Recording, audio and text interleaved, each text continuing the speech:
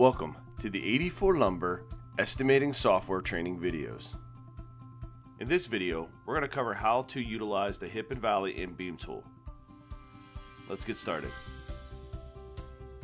First, let's select one of the jobs we'd like to measure in. I'm going to select this Fairview project and go into the takeoff. Once I'm inside of here, I'm going to go to my roof plan because I have some hip and valleys here that I like to measure out. Okay, looking at this roof plan, basically what we want to do is we want to go through and utilize the hip and valley and beam tool. To find this tool, it's located actually underneath your linear button. Once you select your linear button, if I do this here, for example, hip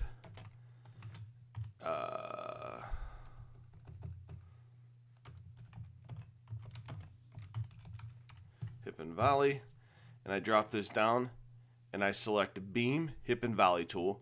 Once I select this, this appears. Now within here you can do a couple different things. So for example, number of plies. Number of plies allows you to select between 1 ply and up to 5 plies. So once again, if you are using this for a beam tool or a headers, for example, you can select how many plies that you need.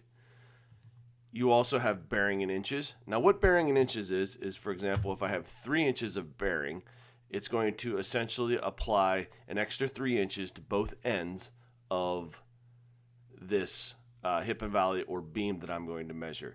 So if I only needed to, say for example, add just 3 inches to one side, I would simply just put in 1.5 and then that basically would double up and give me an extra 3 inches of bearing on both ends. Now why this is important is a lot of the time whenever we do beams, we need to make up for a beam pocket, so we need to have a little bit of a bearing, or if we're doing, for example, headers in a window, if you measure from the inside of the window to the other inside of the other side of the window, essentially you want to always have at least probably right around 3.5 inches of bearing outside of that. So that just picks up that extra couple inches of length that you'll need to utilize. A lot of the time with hip and valley, you don't need to worry about that unless you want to utilize this as another way to capture, for example, some waste. So if let's say, for example, you want to put an extra foot of length on this, you always can. You can simply select 6 inches and it'll add 6 inches to both ends, giving you essentially an extra foot of waste on that hip and valley if you wanted to. Hip and valley pitch. So within here you have a couple different pitches. For example, roof pitch 1, roof pitch 2. If you're dealing with a bastard hip, for example, this will allow for you to come in and essentially go through here and select the different pitches. But with this one here, we have 10-12, 10-12. This also allows for us to include a label. A label will just tell you how many plies at the actual length of it. And here, once again, just like we do with the regular linear tool when measuring a wall, this is just the width of that line. So you can go 4 inches, 2 inches, 6 inches, whichever you prefer. And then lastly, we'll select a linear color. Let's actually go something like that. And then we hit start. So once we do that, what this is going to do is once we get to the end, we simply double click. It's going to tell you there's 1 ply at 11 feet, 11.94. So 11.94 total linear feet for that length. Now we can go ahead and measure down this side here. It's going to say 1 ply at 11.88, and it's going to continue to tally this up over here and give you a grand total of total linear footage.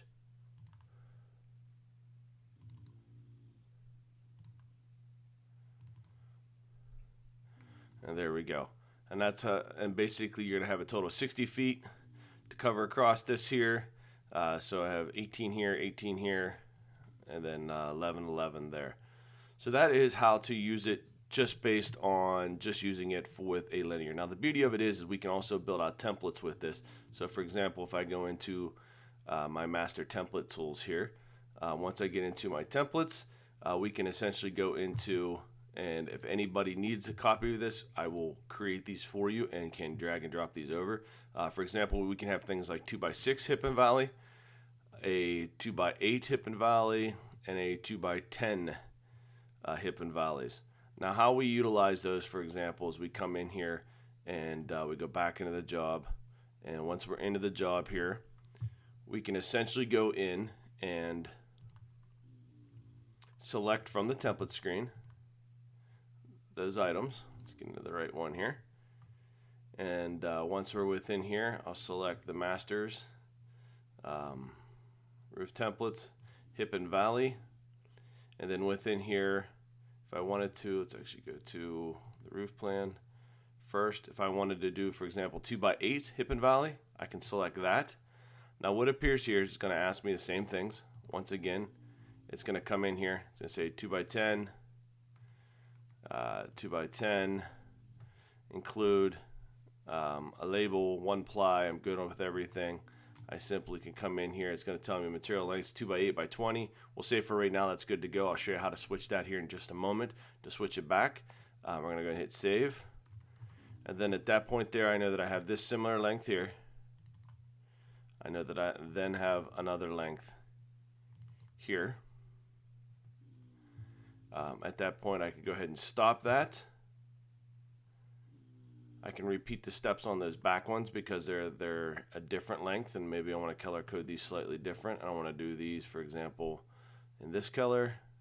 Once again, so I have it defaulted at 0. I'm going to scroll this down, select the correct pitch. Everything is good. I simply hit start. Once again, I'll hit save, and then I can come along here. These are the same colors again. So, all right, I go ahead and hit stop.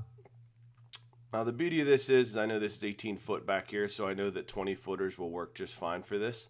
But up here, these here are what appears to be 11, 12, maybe we want to utilize 14 footers for this. Now the beauty of this here is if you double click this, you can simply go in, hit update, and then within here you can actually edit your material on the fly. So if I wanted to say, you know what, 20 footers aren't quite the right material for this, I want to adjust this to 14 footers, I can adjust the correct POS number, adjust the correct part number, and then very quickly come in and say that, you know what, I'm going to select my material length as 14 and hit save. Now if I go into my estimate and I look at this here, I can see that I have 2x8x20s. I have 3 of those currently, and I have 2 here.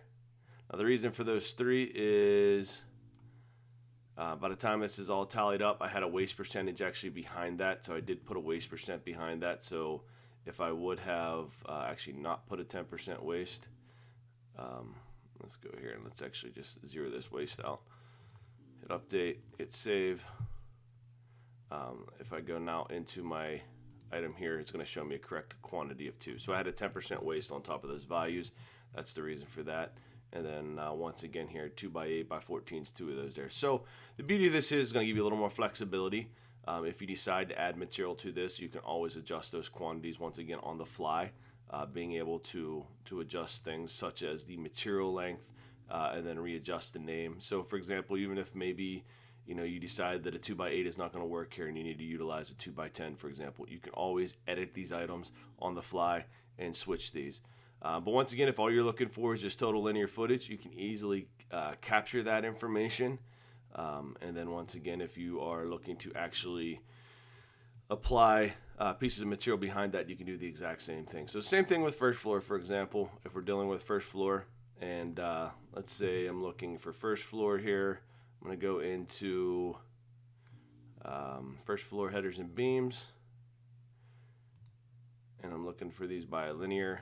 And I have one built out in here at 2x10. Let's say that's what we need to use here. Once again, 2x10. So this is on a 2x6 wall. I need a 3-ply this. We will go ahead and do a 3.5 inches of bearing. We'll leave it at 0.12 pitch because that's what it is. And we'll hit save. And then within here, I can do 20 footers. Maybe I'm happy with 16 footers, but we'll say 20 footers work for now. I'm going to go ahead and hit save. And then once again, I can click from here to here.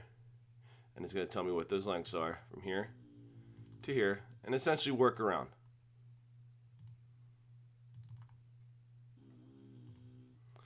And let's back that up. Well, looks like we do have a transom on both sides, potentially on this one. And let's go ahead and cut it across here, very quick and easy. And there we go. And I can continue moving on around here. Once again, if I select the estimate, I can take a look at what my material output is. I can see that I have a total of 8 of those all together. And there we go. Thank you for watching today's video on how to utilize the hip and valley tool.